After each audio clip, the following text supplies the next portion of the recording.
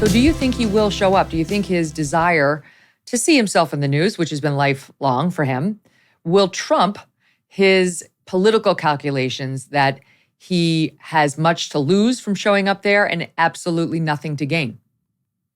If the debate were being held tomorrow, Trump would not show up. And I know this for a fact because there is a candidate for him in Des Moines tomorrow, and Trump is the only candidate who's not showing up, and he shouldn't show up. I feel in some ways some of the fans of the other candidates are shooting the messenger here when they are criticizing me for pointing out that Trump has no incentive to debate.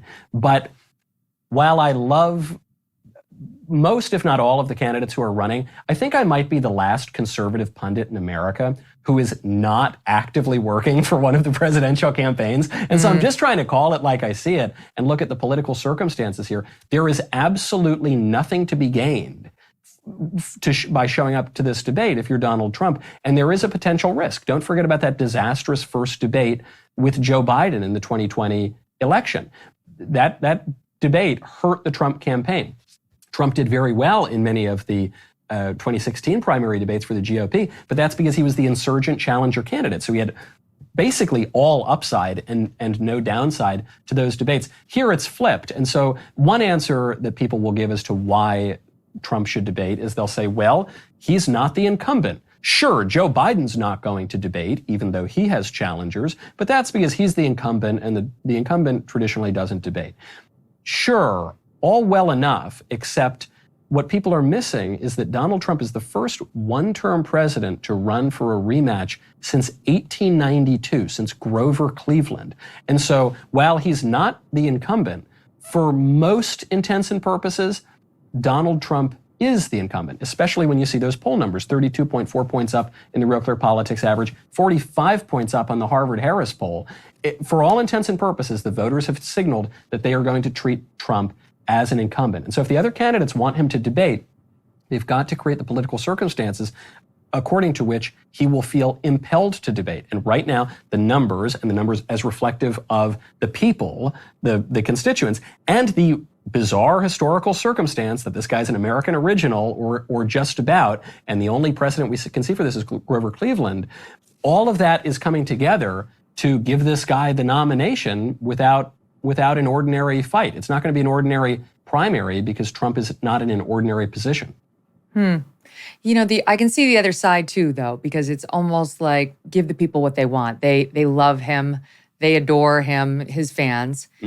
He's great on the debate stage. I mean, I've sat out there on the opposite end of the guy, 12 feet away, watching him do his thing and wondered, oh, how will this play? How will this play? We were on the stage in Michigan together and he was making reference to the size of his manhood. I was like, well, that's a first. I've done a bunch of these debates. I've never seen that happen. They ate it up. He's entertaining. He's clever. Remember the Jeb Bush? Oh, more energy. I like that. That was the end of Jeb Bush. He ended Jeb Bush in one sentence. So he's got, if he shows, there's some danger to the other candidates because while he doesn't necessarily need it to boost his own numbers, everybody talks about how Chris Christie's going to take down Trump. That's not going to happen, but he could take down Chris Christie. I mean, Trump has the ability to absolutely stab you in the heart rhetorically on the debate stage and you never fight again. So I could see some reasons for him to do it as well. Plus, that's true, though, Megyn. I think I'm the biggest promoter of the thesis that there could be a mild Chris Christie renaissance. I call it the Chrisissance or croissants for short. And I'm increasingly dim on that view. But people forget he was a popular two-term governor. He's not very popular anymore.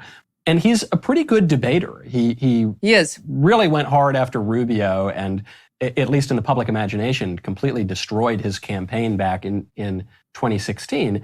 And for this reason, Donald Trump picked Chris Christie to be his debate sparring partner before the 2020 debates with Joe Biden. So there's risk for Trump, even if it's a small risk, even for a low polling candidate like Chris Christie. Now, you're right about the spectacle. Give the people what they want. But the flip side to that is if Trump doesn't show up, I suspect viewership is going to be relatively low. We'll be able to test this theory tomorrow in Des Moines when the candidates show up for this forum, which is not exactly a debate, but it'll be similar enough that we can get some sense of this. So then what's going to happen on a debate stage if Trump doesn't show up? Well, what's going to happen is they're all going to make their comments about how terrible Trump is, but it's not really going to hit because the guy's not in the room. And then most likely what will happen is they'll turn their fire on the leader of the non-Trump part of the field, and that's DeSantis.